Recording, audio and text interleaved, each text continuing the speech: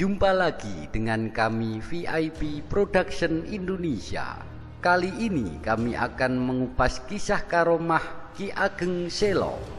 Ada yang berbeda di pintu masuk Masjid Agung Demak. Di sana terdapat pintu yang dikenal dengan nama Lawang Bledek atau pintu petir. Bertuliskan candra sengkala yang berbunyi Nogo Mulat Salirawani.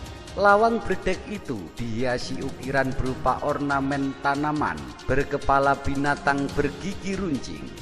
Sebagai simbol petir yang pernah ditangkap Ki Ageng Selo, dalam kitab Babat Tanah Jawi disebutkan Ki Ageng Selo adalah keturunan Raja Majapahit, yaitu Brawijaya V. Pernikahan Brawijaya V dengan Putri Wandan Kuning melahirkan Bondan Kejawen atau Lembu Peteng. Lembu Peteng yang menikah dengan Dewi Nawangse, putri Ki Ageng Taruk, menurunkan Ki Ageng Getas Pendawa. Dari Ki Ageng Getas Pendawa lahirlah Bagus Sogom alias Syekh Abdurrahman alias Ki Ageng Selo. Makam Ki Ageng Selo di Desa Tawang, Purwodadi, Kabupaten Grobok, Jawa Tengah. Sebagian masyarakat Jawa sampai saat ini apabila dikejutkan bunyi petir akan segera mengatakan bahwa dirinya adalah cucu Ki Ageng Selo dengan harapan petir itu tidak akan menyambarnya. Masyarakat di Jawa khususnya di pedesaan masih percaya pada mitos ini. Bila terjadi petir berteriak sambil berkata, "Gandrik, aku putune Ki Ageng Selo." Mengatakan kalimat itu sambil berdiri tegak dengan mengacungkan kepalan tangan ke langit. Ujar juru kunci makam Ki Ageng Selo. Cerita tentang penangkapan petir itu dituturkan dari mulut ke mulut, dari generasi ke generasi. Alkisah pada suatu hari Ki Ageng Selo yang tinggal di Desa Tawang dan pergi ke sawah. Hari itu sangatlah mendung, pertanda hari akan turun hujan. Tidak lama memang benar-benar hujan turun dengan lebatnya. Halilintar atau bledek menyambar di pesawahan, membuat warga yang di sawah pontang-panting menyelamatkan diri. Tetapi Ki Ageng Selo tetap menyangkul di sawah.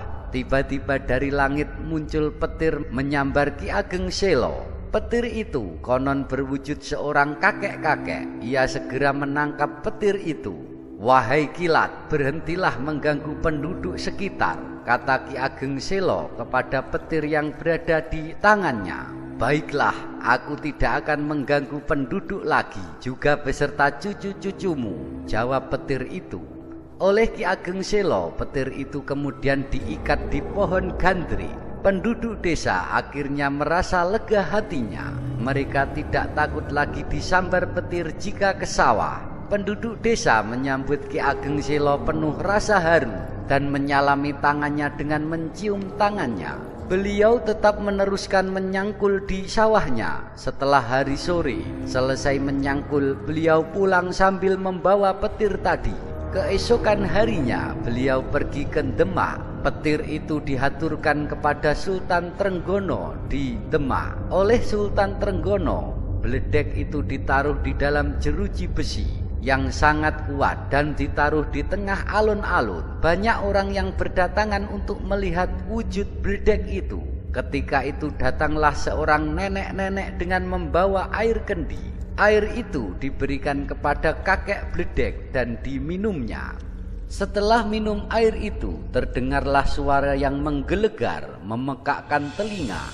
Bersamaan dengan itu, lenyaplah pula kakek dan nenek bledek tersebut. Sedang jeruji besi tempat mengurung kakek bledek hancur berantakan. Untuk mengenang kejadian tersebut, dibuatlah gambar kilat pada kayu berbentuk ukiran sebesar pintu masjid. Lantas mereka menyerahkan kepada Ki Ageng Selo. Dengan senang hati Ki Ageng Selo menerima dan dipasang di pintu depan Masjid Demak. Pintu itu masih bisa dilihat hingga sekarang. Tahukah Anda amalan yang digunakan Ki Ageng Selo untuk menundukkan kilat? Amalannya adalah Hizbul Bargi.